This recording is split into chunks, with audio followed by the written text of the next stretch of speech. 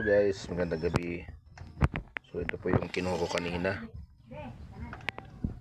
Tsaka ito pa. Ito pinili ko ito kasi malilit to. Pampain ko sa isda bukas kasi mamimingwit ako bukas. So yung malalaki lang yung kinuha ko, ito lang.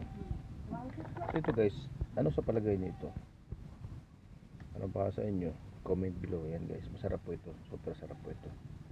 Ang tawag dito sa amin, hindi po ito yung tuway ha, iba yung tuway. Iba ang tawag dito sa amin guys. Yan o, isipin ko pa. Yan guys, ang lalaki. So, laki. Malaki ang laman yan. Malaki yan, masarap yan guys. Pwedeng sabawan yan. Ayan. Ito, ang lalaki nito guys. Ang laman nito ay malaki rin.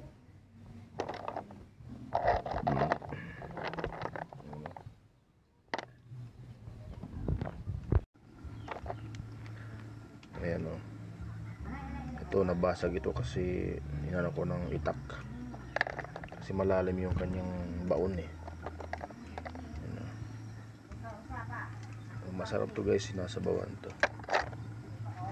Lagyan naman. Okay.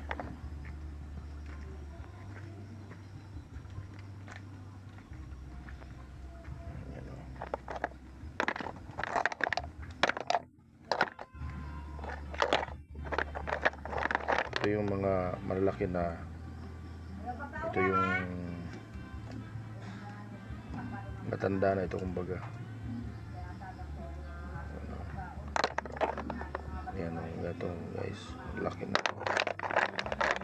Ito mga bata-bata pa, ito maliit, kaya gagawin kong pampain. Ayan. Tagal pa natin kasi bukas. Ito na video kayo na guys doon sa ano kasi malakas ang ulan. May pang ulam tayo, libre na tayong ulam guys, seafoods. Ito kila nyo ba ito guys? Sarap ang laman yan, gagatan lang, pinuputulan dito. Ang tawag dito sa amin itong sisil ay tuwad. Tuwad.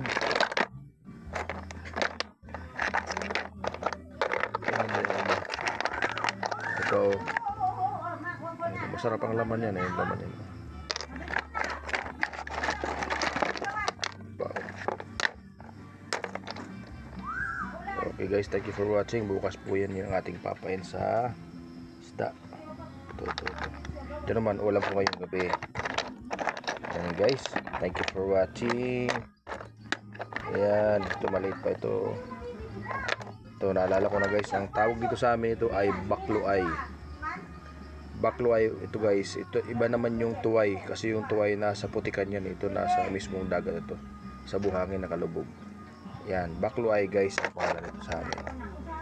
Hindi ko lang sa ibang lugar, hindi ko lang alam kung ano pangalan sa kanila. Basta dito sa amin, ito po ay bakluay. Thank you for watching. God bless po sa inyong lahat.